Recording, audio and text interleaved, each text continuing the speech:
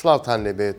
بەهای دۆلاری ئەمریکی ئەمڕۆ زیاتر داشکا بەرامبەر دیناری عراقی نرخی بە خێرایی دابەزی بە جۆرێک $100 بۆتە 146,500 دینار. پەیامنێری 964 خۆی گەیاندە بازاری دۆلاری هەولێر و کەیفی خۆشناوی بینیەوە کەوتەبێژی بازاڕەکەیە و ئەویش وتی هۆکاری سەرەکی بەرزبوونەوەی بەهای دینار بۆ سەقامگیری عراق و خستنە ڕووی بە دۆلاری زۆر لەلایەن بانکی ناوەندی عراقیەوە گەڕاندەوە وتیشی هەموو ساڵێک لەو کاتەدا و لە مانجی ڕەمەزان بە تایبەتیش دۆلار کەمێک دادەبەزێ لەبەر ئەوەی ئەو هاوڵاتیانی کە سوکاریان لە ئەوروپایە پارەیان وەکو هاوکاری بۆ دەنێرنەوە و ئەوەش هۆکارێکی دیکەی بەرزبوونەوەی دینارە. وتەبێژی بازاری دۆلاری هەولێر دەشڵێت لەم چەند ڕۆژەدا دۆلار بەرامبەر تومەنی ئێرانیش تا ڕادەیەک جێگیر بووە. $100 بە 9,300,000 تومەن بە حواڵەوە مامەڵەی پێکراوە.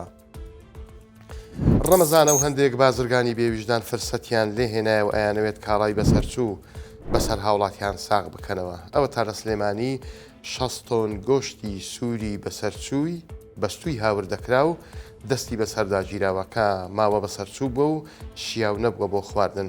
خاوەنی گۆشتەکە ویستویەتی لە مانجی ڕەمەزاندا بازار ساغی بکاتەوە. شۆڕش کەمان نوێنەری ڤێتەرنەری لە لیژنەکانی قایمقامەتی سلێمانی بە 964 ود لەناو کۆگایەکدا دەستیان بەسەر 60 تۆن گۆشتی بەستووی هاور دەکراودا گرتووە کە بەشێکی لە ناو کارتۆندا بووە بەشێکی لاشەی ئاژەڵی بەستوو بۆ وتیشی گۆشتەکە 20 تۆنی بەسەرچوو بووە و لە ناو براوە 40 تۆنی شینێردراوە بۆ پشکنین و 2000 پشکنینی بۆ کراوە بەڵام لە پشکنین دەرنەچوە ئەویش لە ناو ئەبرێت. بە قسەی شۆڕش کەمال کابرای بازرگانی خاوەن گۆشتەکە بەنیاز بووە لە ناو بازاڕی سلێمانی ساغی بکاتەوە بەڵام فریای فرۆشتنی نەکەوتووە و دەستی بەسەردا گیراوە.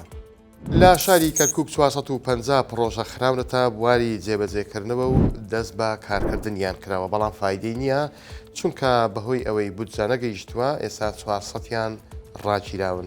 ئەمە قسەی نەوزاد ئەنوەر سەرۆکی لقی کەرکووکی یەکێتی بەڵێندەرانی عراقا بۆ 964 کە دەڵێک 450 پرۆژەی خزمەتگوزاری لە شاری کەرکووک بە سەرجەم قەزا و ناحیەکانیەوە لە بواری جێبەجێکردندان بەشێکیان قۆناغی باشیان تێپەڕاندووە بەڵام بەهۆی نەناردنی بودجەی کەرکووک لەلایەن حکومەتی بەغداوە لە سەدانەوەتی پرۆژەکان پەچیان کەوتوەواتە 400 پرۆژەیان ڕاگیراون. وتیشی ئێستا ئیدارەی کەرکووک 240 ملیار دینار پارەی بەڵێندەران قەرزارە ئەمەش ئەبێتە سستی لە بازاردا چونکە ئەو پارەیە لە ڕێگای بەڵێندەرانەوە دەگاتە ناو بازار. بە قسەی سەرۆکی بەڵێندەرانی کەرکووک ئیدارەی شارەکە لەگەڵ بەغدا بەردەوام لەسەر خەتن و بۆ بەدەستهێنانی بودجەی کەرکووک و وەرگرتنی پارەی ئەم پرۆژانە.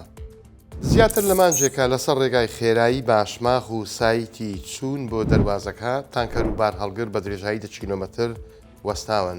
964 ویستی بزانێ مەسەلە چیە سەرچاوێکی ئاگادار لەم بارەیەوە ئاشکرای کرد کە هۆکاری ئەو قەڵەباڕگەی سەر ڕێگاکە ئەوەیە لە دیوی ڕۆژهەڵاتی کوردستانەوە سەرقاڵی دروستکردنی شوێنێکن بۆ ڕاگررتنی بار هەڵگر و ئەمە شوای کردووە جەماعەتی ئەمدی و بار هەڵگری کەمتر لەم ڕۆژانە پێشوازی بکەن. سەرچاوەکە دەشڵێت کۆمپانیاکی وەرگرتنی سوتەمەنی کارەکانی ڕاگرتوەکە خاوەنی ساحەیەک بووە بۆ ڕاگررتنی تانکەر و ئێستا وەستاوە و ساحەکەشی داخستووە. کێشەکە هەر ئەوە نییە شتی دیکەش هەیە ئەوە تا بار هەڵگری مەرزەکانی دیکەش بەبارەوە دەگەڕێنەوە بۆ باشماخ کە پێیان دەوترێت ترانزێت لە ڕووی یاساییشەوە دەتوانرێت ڕێگریان لێ بکرێت ئیتر ئەوانیش قەڵەباڵغیان دروست کردووە. ترسەکە هەر قەڵەباڵغی نیە ڕووداوی مەترسیداریشی لێکەوتۆتەوە لە 2 ڕۆژی ڕابردوودا 2 ڕووداوی هاتوچۆ ڕوویان داوە لە مانجی ڕابردوو. شۆفێری یەکێک لە بار هەڵگرەکان ئۆتۆمبیل لێیدا و قاچێکی شکاند. کاتێکی خۆش بۆ هەموو لایەکتان و خواتان لەگەڵ.